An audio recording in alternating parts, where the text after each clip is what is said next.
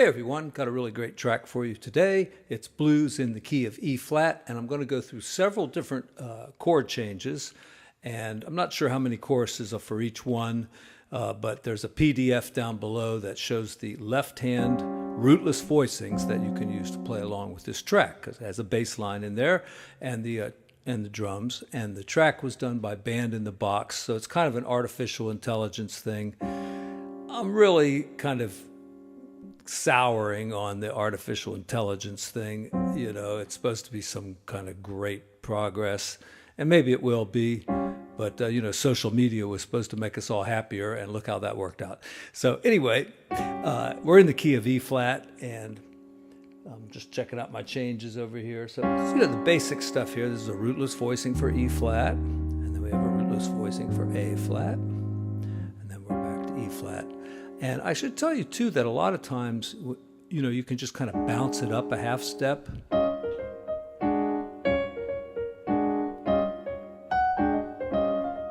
And then going to A flat, we could kind of go like that. So a lot of that, you know, going up a half step and then back down. And I think towards the end of this track, I do that a little bit.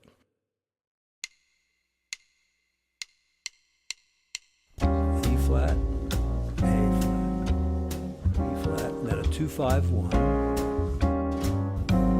A flat diminished, flat, the move, 2, 5, and the turnaround, and then nothing but blues scale. All right, so we're going through the first set of chords. We've got E flat, A flat. These are seventh chords, you know, with the addition of maybe a ninth or a 13. And then we can do a little 2-5-1. This is B flat, E flat to A flat. And then I'm going to A diminished, but check this out. That's A flat. That's A diminished, see, because you got the diminished chord plus an extension. I left the A out, so you got that. And you could maybe change it. You could go like A flat, and then maybe like that might sound a little bit better. And then we're back to E flat, and I've got the bass player playing the fifth here, which is very common, but you can just play E flat the normal way. And then we're going to do the move, and I've talked about this in all my previous blues videos that I've put up recently with tracks. So the move is like this. You move the guide tones down like that. Guide tones are thirds and sevenths. You move it down, keep the top note the same. From position 2 to position 1. Then we go down position 2 and position 1. And it's okay if you don't understand that terminology. Sometimes it's called the A position and the B position. It comes from the bigger versions of these chords, which you're welcome to do if you want to. But, you know, usually the 3-note versions sound as good as, if not better. And one little variation to this now.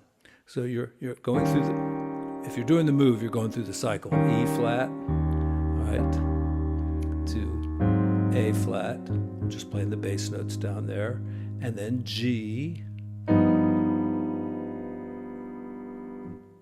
Yes, G and C. But a lot of times the G chord is played as a half diminished chord. So if you move this back up to here, you see, that's like a diminished chord, even though we were using it for E flat.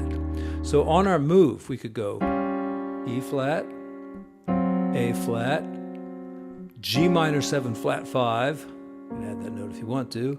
And then you have to jump down and find that C7 sharp 9. And then we're ready for our 2-5-1 on the last line. That's F minor and B flat 7th. And there are lots of ways to do this now. You could even do F 7th, all right? And then B flat like that, or even B flat like this. So as you become more familiar with these kind of changes, you'll find there's a lot of variety that you can put in. Then we're ready for our turnaround at the end, and take our E flat chord and jump it up a minor third, same exact shape, and then take it down chromatically. Though, like like I say, there's variations. Like for instance, you could like kind of do the move, you know, move the guide tones first.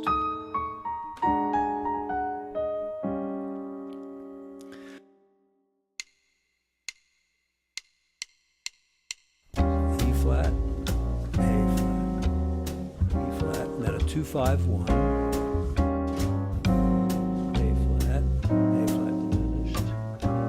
Move, 2, 5, and the turnaround, and then nothing but blues scale.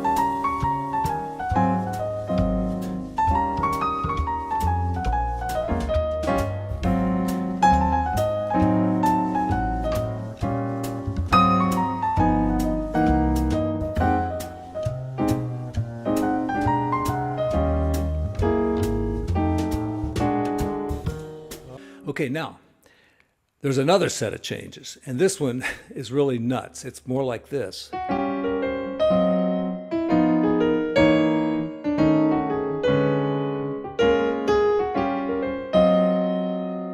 Right? So I'm going through the cycle of fifths. I use this, I think, on like Willow Weep for Me and some other songs, but it's a cool way of reharmonizing the blues. So first line is like cycle of fifths adventure. E flat, A flat, A flat to G flat, B to E, and then just go a half step, B flat minor to E flat, and then you end up on A flat. So, and the riff I always play is like that. D flat and G flat, B, E, and B flat, minor. Got to do a minor chord there. And then we're on to the A flat as before. Looks like I do that on about the 6th chorus, maybe the 7th. It'll say in the PDF, but I do it 3 times before that.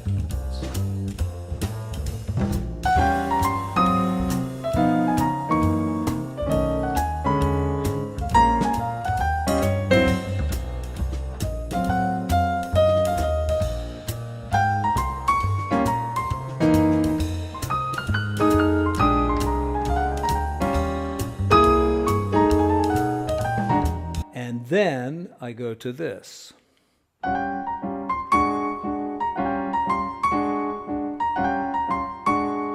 3 times back and forth like that. And then, because it's like E flat up to E, right? And then we're going to go E minor, A7 to A flat 7. All right, now this is a very modern change. I mean, if you listen to some John Coltrane blues, you will hear this. It's a kind of a bebop change because it's a very weird way to get to A flat, but it's perfectly legal and it follows the rules of harmony and cycle of fifths and all that good stuff. So here's that verse. Go measure before. 2, 3, 4.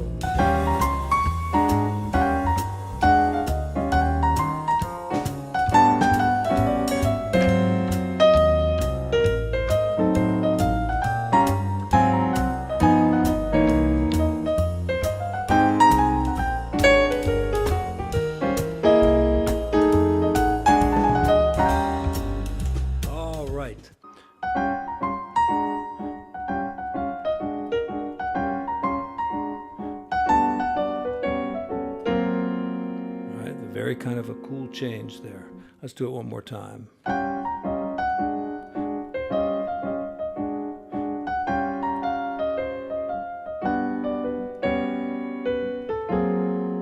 And, to find a good line to play, maybe something like, or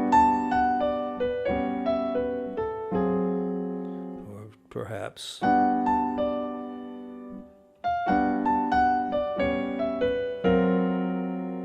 I like to come out on the 3rd.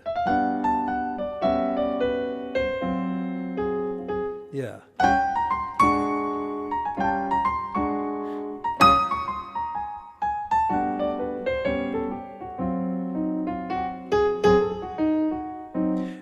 once again, you can, just stay on A flat there, because even if the bass changes to A there, that same chord is going to work. Or find a diminished chord that you like. So measure before. 2, 3, 4.